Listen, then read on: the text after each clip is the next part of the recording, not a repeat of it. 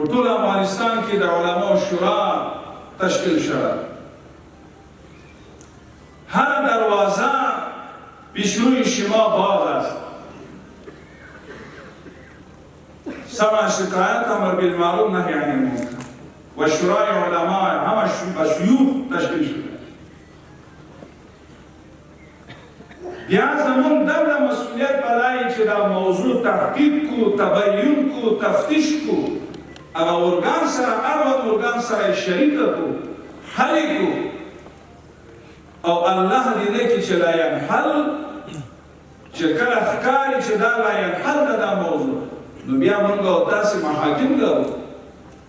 نفاذ در رب د شریعت په رعایت کې راوړي، نفاذ در رب د شریعت په رعایت کې راوړي. فدا پګران افغانستان کې د محکمه شوبه، فدا پګران افغانستان کې د محکمه شوبه.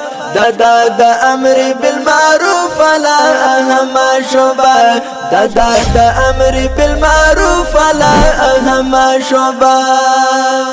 د امارت شوبو کې ډېره محترمه شوبه.